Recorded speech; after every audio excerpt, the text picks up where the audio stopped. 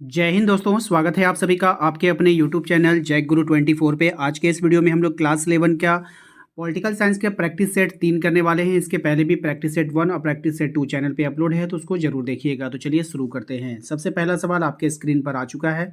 निम्नलिखित में से कौन सा प्रत्यक्ष लोकतंत्र के सबसे नज़दीक बैठता है? राइट आंसर हो जाएगा ग्राम सभा द्वारा लिया गए निर्णय जो है वो जो है ये जो होता है ये जो मतलब एक वाक्य है। यहाँ पे 4 वाक्य दिए गए हैं और आपको यहाँ पे बताना था कौन सा जो निर्णय है, ये सभी निर्णय है, ठीक है। लोकतंत्र के प्रत्यक्ष में जो है प्रत्यक्ष लोकतंत्र में सबसे नज़दीक बैठता है। इसका मतलब हो गया कि लोकतंत्र को सटीक भाता है, ठीक है, ये समझिए आप। तो इसका राइट आंसर हो जाएगा ग्राम सभा के द्वारा लिया गया निर्णय जो होता है वो लोकतंत्र में के लिए ही सटीक बैठता है, क्योंकि वहाँ पर जो ग्राम सभा का जो मुखिया होता है ना, उसको कौन चुनता है? लोग तो ही चुनते हैं, मतदान के द्वारा उनको चुनाव होता है। चलिए अगले सवाल पे आइए। निम्नलिखित में से कौन सा कार्य चुनाव आयोग नहीं करता है? तो पंचायत के चुनाव का पर्यवेक्षण जो है वो चुनाव आयोग नहीं करेगा, याद रखना है। महिला प्रतिनिधित्व का समर्थन किसने किया? राइट आंसर अरस्तू ने किया था, ऑप्शन सी। अगले सवाल पे आइए। नेक्स्ट है आपका, निम्न में से लोकसभा तथा राज्यसभा की विधानसभाओं में किन्हें आरक्षण प्राप्त नहीं है? तो महिलाओं को जो है वो आरक्षण प्राप्त नहीं है। यदि राजनीतिक दलों के चुनाव चिन्ह से संबंधित कोई विवाद हो जाता है तो उसका निपटारा कौन करता है? वीवीआई है। राइट आंसर हो जाएगा भारत का चुनाव आयोग। कौन करेगा इसका निपटारा? भारत का चुनाव आयोग करेगा। अगला सवाल है, ब्रिटिश शासन के किस अधिनियम में विधान परिषद में मुसलमानों को स्थानों का आरक्षण प्रदान किया गया था? राइट आंसर हो जाएगा आपका 1909 मार्लेमेंटो सुधार में, है ना, 1909 के मार्लेमेंटो सुधार में। अगले सवाल पे आते हैं। कहा गया है, भारत के चुनाव आयोग में मुख्य चुनाव आयुक्त सहित कुल कितने सदस्य होते हैं? सही जवाब हो जाएगा ऑप्शन नंबर सी, 3। अगले सवाल पे आइए। कहा गया है, निम्नलिखित में से किससे के चुनाव से भारत निर्वाचन आयोग का कोई सरोकार नहीं है? राइट आंसर हो जाएगा आपका ऑप्शन नंबर डी, नगर पालिका व ग्राम पंचायत के चुनाव से उसको जो चुनाव आयोग का इससे कोई सरोकार नहीं है, ठीक है। अगले सवाल पे आते हैं। कहा जा रहा है कि फर्स्ट पास्ट द पोस्ट या साधारण बहुसंख्या प्रतिनिधित्व प्रणाली में कौन प्रत्याशी विजेता घोषित किया जाता है? सर्वाधिक संख्या में मत अर्जित करने वाला, ऑप्शन बी इसका यहाँ पे राइट आंसर हो जाएगा। अगले सवाल पे आइए। नेक्स्ट है आपका, भारत में निर्वाचन आयोजित करने के लिए सर्वोच्च निकाय कौन सा है? सही जवाब हो जाएगा आपका निर्वाचन आयोग, ऑप्शन नंबर सी। नेक्स्ट है आपका कि ब्रिटिश काल में 1932 के पूना समझौता के द्वारा किन्हें आरक्षण की व्यवस्था की गई थी? राइट आंसर हो जाएगा दलित जातियों की, ऑप्शन नंबर डी। नेक्स्ट है आपका, लोकसभा में एंग्लो इंडियंस के लिए कितने स्थान आरक्षित किए गए हैं? राइट आंसर होगा ऑप्शन नंबर सी, 2 स्थान आरक्षित किए गए हैं। अगला सवाल है, विधानसभा में एंग्लो इंडियन के लिए कितने स्थान आरक्षित किए गए हैं? सही जवाब हो जाएगा आपका ऑप्शन नंबर सी, एक जो है एक स्थान वहाँ पे आरक्षित है। क्वेश्चन नंबर आते हैं 14 पे। कहा जा रहा है, भारतीय संविधान के किस भाग में चुनाव आयोग की व्यवस्था की गई है? सही जवाब हो जाएगा ऑप्शन नंबर ए, भाग 15 में। नेक्स्ट आते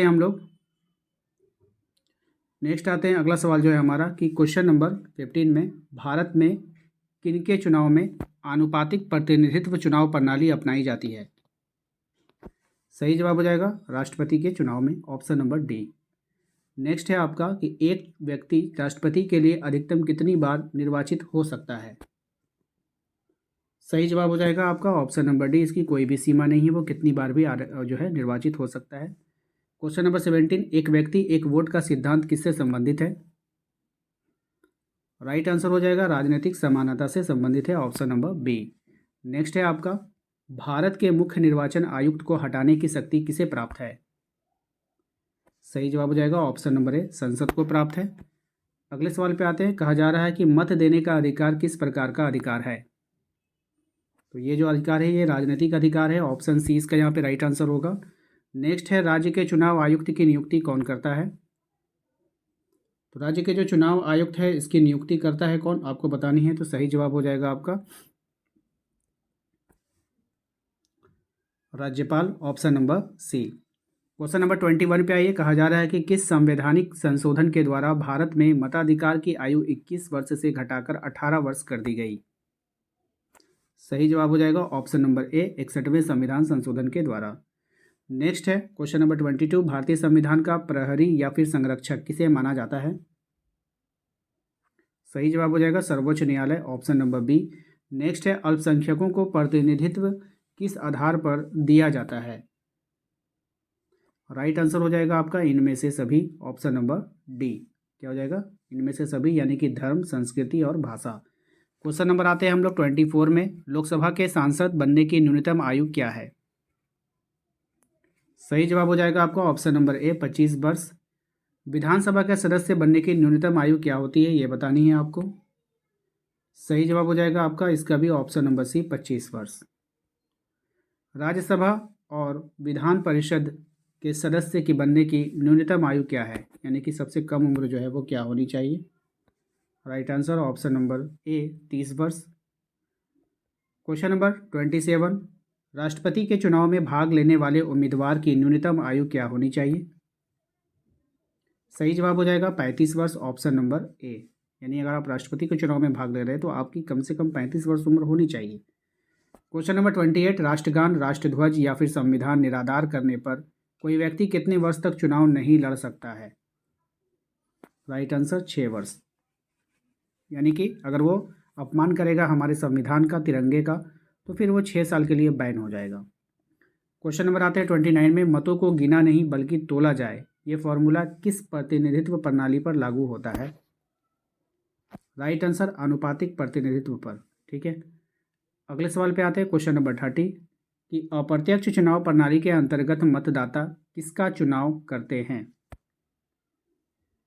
सही जवाब हो जाएगा ऑप्शन नंबर सी, उन निर्वाचकों को चुनते हैं जिनके मतों से उम्मीदवारों को चुना जाता है। ऑप्शन नंबर सी इसका सही जवाब है। तो आज के इस टेस्ट में हमने आपसे 30 सवाल किया।